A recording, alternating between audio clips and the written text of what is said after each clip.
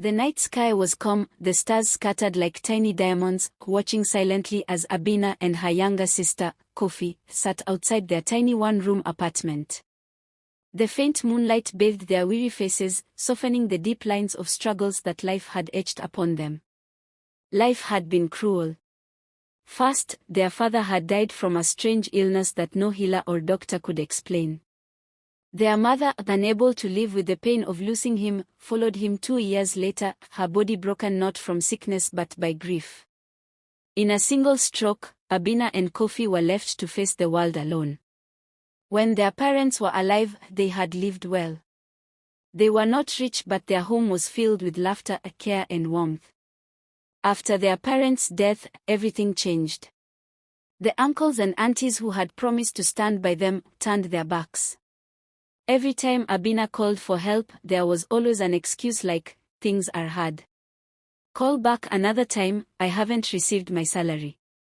I will see what I can do." And some of them don't even pick up. Eventually, Abina and Kofi stopped calling. They realized they were on their own. The older sister Abina carried the weight of survival on her shoulders. She was barely out of her teens when she began hawking soft drinks on the busy Accra traffic way. The sun beat mercilessly on her as she ran between cars, balancing her tray, dodging insults, horns, then even near accidents. But every evening, she returned home with a small bag of food for herself and Kofi. No matter how little it was, they ate together with smiles, comforting themselves with laughter even when hunger lingered in their stomachs. Before their parents' death, Abina had been learning a hairdressing skill. She used to dream of opening her own salon, a small place filled with mirrors, dryers, and beautiful hairstyles that would make her proud. Kofi, still in high school back then, dreamed of becoming a nurse. But those dreams had died with their parents. Survival came first. Yet, Abina never stopped dreaming. Every evening under the moonlight, she whispered to Kofi about the salon she would one day open. Kofi listened quietly, her heart aching. She wished she could help but had nothing to offer. Abina was sacrificing everything for her appearance. She never bought herself clothes, never fixed her hair. Every coin money went into their upkeep and a little into a small saving box hidden beneath their mattress. When Kofi turned 18, her beauty blossomed. She was striking, with smooth dark skin, bright eyes, and a charming smile that drew attention wherever she went. Men noticed her, showering her with compliments. Some slipped money into her hand, others offered gifts. At first, she resisted. Then slowly, she began accepting them. Soon, Kofi entered relationship with men who gave her not great riches, but enough to change her life. She began dressing better, wearing new shoes and clothes. She looked radiant, her hair done beautifully, her nails polished. Abina noticed the change and was troubled. Many nights, she tried to talk sense into her younger sister. Kofi, please be careful. This life you're living, it may look sweet now, but it's dangerous. But Kofi would smile and assure her. Sister, I'm fine. Don't worry, I know what I'm doing. Abina hated it. But what could she do? She knew she couldn't provide the kind of life Kofi wanted. All she could do was pray her sister remained safe. One evening, Kofi came home bubbling with excitement. Her eyes sparkled brighter than Abina had ever seen before. Abina, I have a surprise for you, Kofi announced, almost dancing. Abina lifted her eyebrow, confused. Surprise? What kind of surprise? Kofi grinned and pulled her by her hand. Come, let me show you. Abina, exhausted from a long day hawking, reluctantly followed. They walked through the bustling streets until they stopped in front of a small shop. The windows were old, and the paint was old, but inside were mirrors, chairs, dryers, and combs neatly arranged. Kofi turned to her sister, her face glowing, then she announced. This is yours. Abina froze. Mine? What do you mean? I rented this shop for you. Kofi said, her voice trembling with happiness. And I bought a few things you can start with. It's not much, but it's enough to begin your dream. Abina's heart thundered in her chest. She couldn't believe it. Tears filled her eyes as she touched the mirrors and chairs, her hands shaking. The little shop looked ordinary to others, but to her, it was a palace, a dream come alive. But her joy was clouded with one question. Kofi, where did you get this kind of money from? Kofi shrugged. My boyfriend gave it to me. I told him about your dream and he said I should use it for you. I wanted to surprise you. Abina was torn between fear of the source of the money and gratitude for her sister's sacrifice. But joy won the battle. She hugged Kofi tightly, whispering 100 thank yous. Still, one thing troubled her. She couldn't just take such a gift without giving something back. I'll pay you back, Kofi, Abina said firmly. Kofi laughed. Sister, is a gift, no repayment. But Abina refused. No, I'll treat it like a loan. Every month I'll repay you little by little. I cannot accept it freely while you also have needs, she said, her eyes sharp with determination. Kofi sighed, but seeing how stubborn her sister was, she wasn't going to change her mind, so she finally nodded. All right, if that's what you want, then fine. She reached into her bag and pulled out her documents. Here, this is the shop document. Sign it. Your signature will officially make you the legal owner. Abina's hands trembled with joy as she held the papers. Her heart was pounding with excitement. At last, her dream was real. She didn't even glance at the details. Without hesitation, she picked up the pen and signed her name across the paper, her face beaming with a smile she hadn't worn in years. Kofi asked her to give the documents back, that she wanted to keep it safe for her, till whenever she needed it, and Abina accepted immediately without thinking much about it. She trusted her sister so much. But one thing she didn't know was that the paper she had signed was not what she thought it was. Abina didn't waste a single day after signing the papers. She rushed into her tiny saving box, gathered the little money she had painfully kept aside over the years, and bought more hairdressing equipment. They were not the best, cheap dryers, combs, and mirrors, but they were enough to get her dream moving. The next morning, Abina opened her salon. The place was so small. She could barely move around freely, but she didn't care. Her heart was full of joy. The first few days were hard. She would sit from morning till night, staring at the empty doorway, and waiting, but no single person entered. She often walked home, dragging her feet, her heart heavy. Sometimes she would cry in silence. Kofi noticed her sister's sadness and would comfort her. Sister, you just started. Be patient, you will see. Customer will soon rush you. Good things takes time. Abina held onto these words like a lifeline. Every morning, she prayed.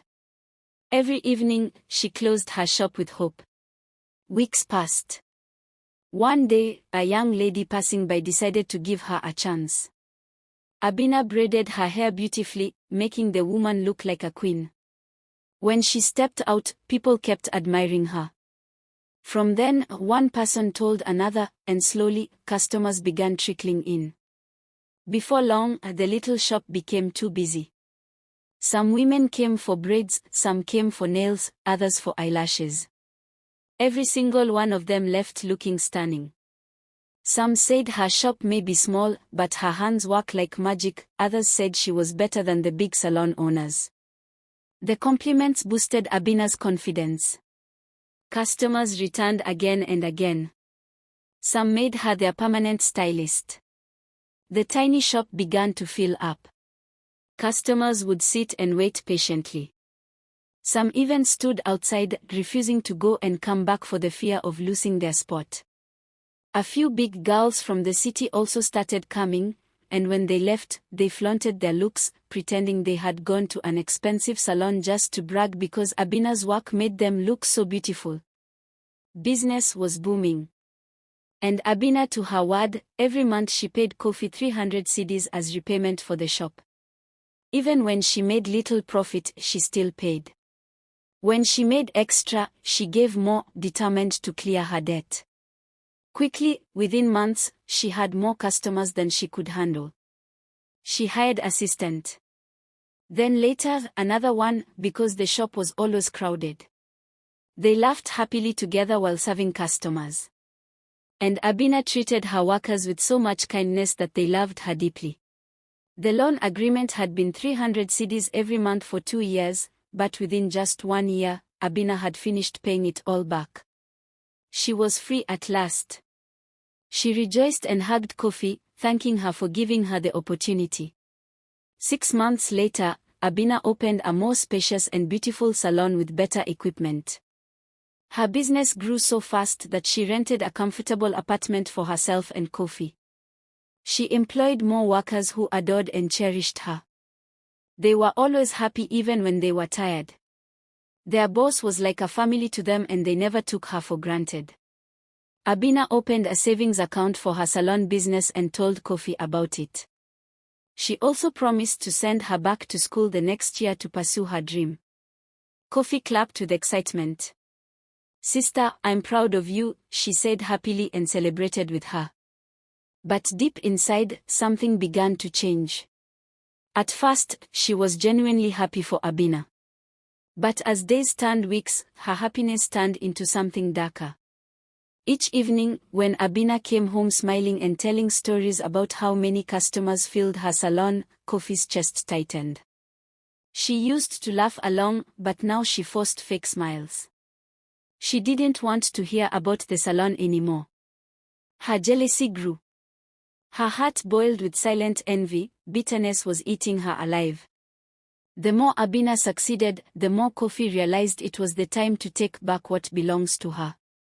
One evening, Abina returned home, exhausted but cheerful. She found Kofi sitting quietly on the sofa, her face hard and her eyes empty. Kofi, what's wrong? Abina asked, worried. Kofi didn't answer. She just stared at her sister. Abina moved closer, touching her arm gently. Kofi, talk to me. You're scaring me. What's bothering you? Kofi's silence stretched the room into something heavy. Abina's heart pounded as fear grew inside her. Kofi's eyes darkened. She stared straight at Abina without blinking. Then in a voice so plain and sharp that cut through the room, she said, I want my shop back. Abina froze. For a second, she thought she had misheard. Then she laughed nervously. Kofi, stop joking. You almost gave me a heart attack. But Kofi's face remained stiff, her lips pressed tightly, her eyes unblinking. I'm not joking. I want my shop back, she said coldly. Abina's laughter died in her throat. The room fell silent. The air grew heavy. Kofi, what do you mean by that? I said I want my shop back. Abina never took Kofi's sudden outburst seriously. When her younger sister had demanded she wanted her shop back, she had brushed it off as a bad mood, perhaps frustration talking. Kofi had always been dramatic, and Abina didn't want to fuel it either. She laughed it off and overlooked the comment. But a storm was already building and her laugh would soon vanish. One quiet afternoon, Abina was in her salon attending to customers when Kofi walked in unannounced. It was unusual. Kofi never visited without informing her first. Abina's face lit up with a warm smile. Kofi, you came? You didn't tell me you were coming. Come on, sit down, Abina said with her usual cheerful smile. But her smile disappeared at the words that came out next. You will be submitting every money you make to me and giving me account of everything in this shop from today henceforth, Kofi said coldly. The salon went quiet. Abina froze, thinking her ears had betrayed her. She blinked, then looked harder at her sister's face. Kofi was serious. Abina's chest tightened. Anger surged through her veins. And for the first time, she raised her voice at her sister. Kofi, if this is a joke, you need to stop it right now. What do you mean by your shop? I have finished paying you every fucking loan I owed you. Or are you sick in the head? Kofi didn't argue. She just stared at her sister for a long, chilling moment, then turned and walked out of the salon without a word. Abina shook her head, still thinking it was nothing serious, but the storm was only beginning. 3 days later, two strange men walked into Abina's salon. They handed her a file and left without a word.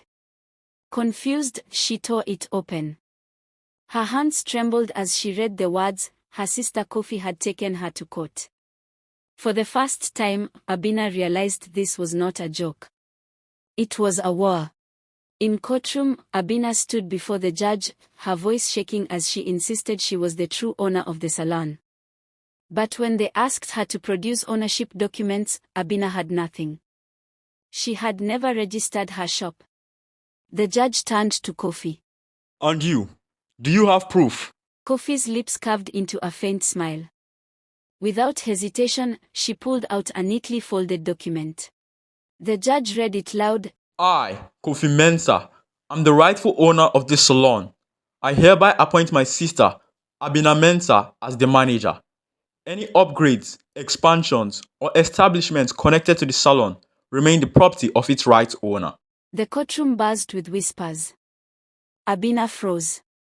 That was the same document Kofi had handed to her 4 years ago, the one she had signed without reading, blinded by excitement and trust. She tried desperately to explain. My lord, I paid all my debts to her. I paid her 300 cedis every month until the loan was cleared. It was a loan, not a handover. The judge shook his head. Where is the evidence?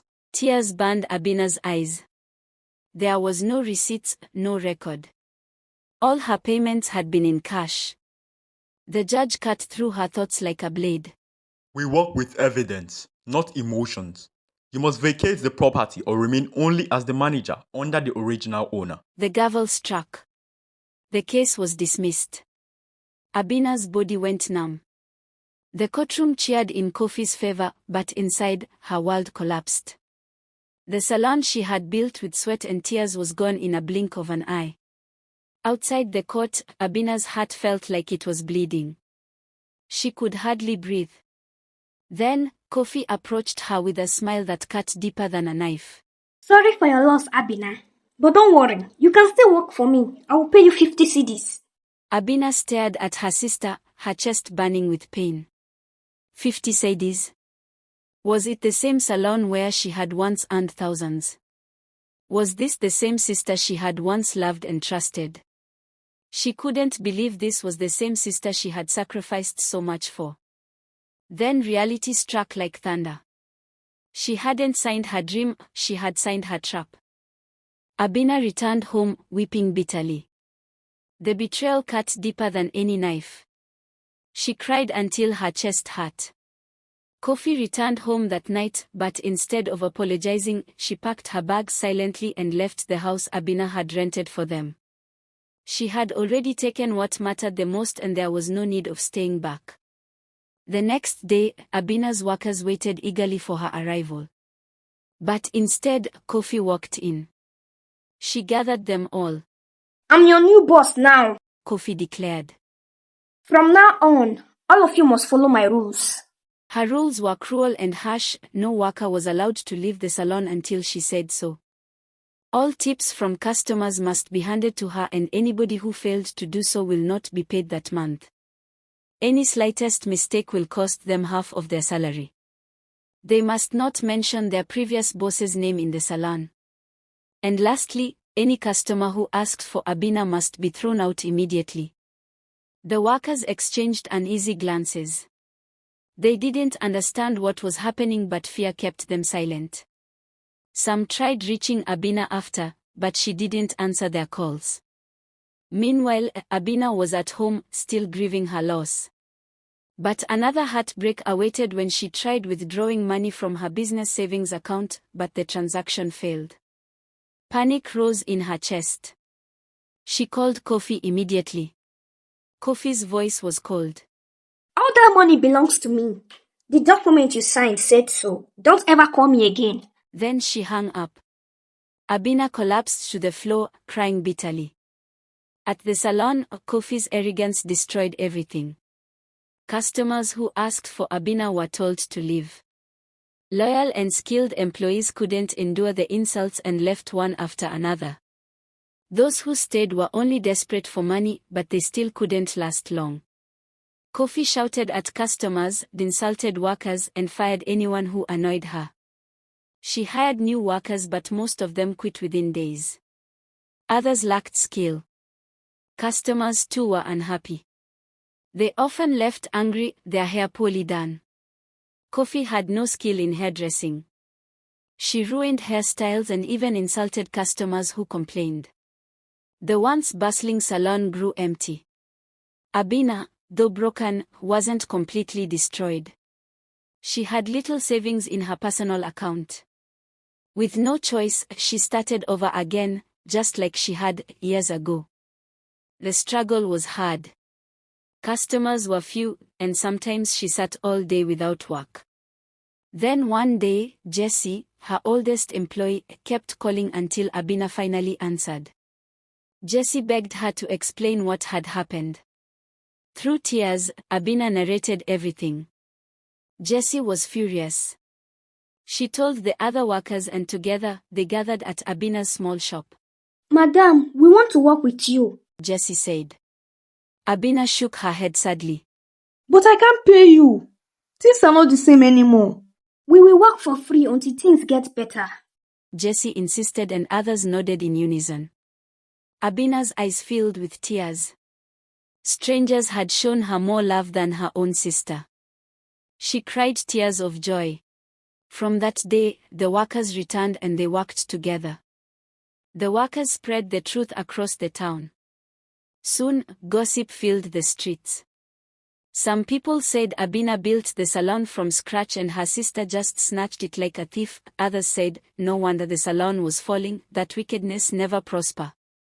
When customers heard the story, many returned to Abina's new shop. Some who had never patronized her came to support her. Slowly, her shop grew again. Within months, it was booming with old and new customers.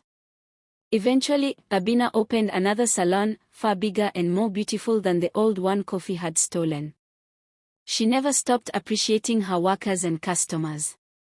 Without you all, I wouldn't be here, she would always say with tears of gratitude.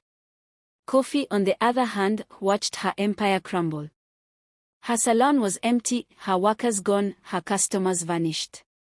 In desperation, she took a loan, using the salon as collateral, hoping to revive the business, but her arrogance and lack of skill drove it further. No customers came.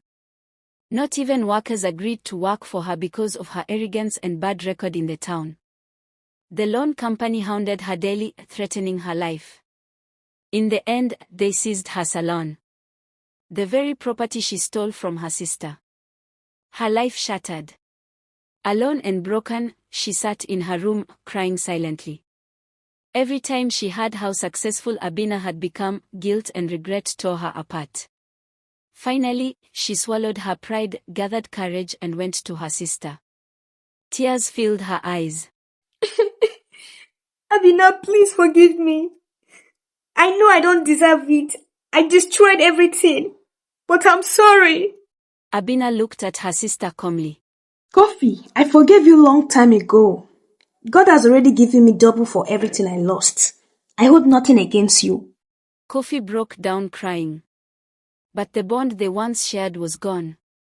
Abina had forgiven her, but the wound was too deep to heal. Kofi learned too late that jealousy and greed had cost her not just a salon, but the love of her sister forever. It ruined her bond with her only sister who ever loved her. Greed and jealousy may give you temporary gain, but it will always lead to destruction. Kindness, patience, and hard work may take time, but they will bring lasting success and honor. Thanks for watching. I hope you enjoyed this story. Kindly leave your thoughts in the comment section and also do well to share with your family, friends, in fact all your loved ones. Something good is always coming, so please stay tuned for more interesting and amazing stories from this channel. Thanks for watching. Please like and subscribe to Hopela Stories.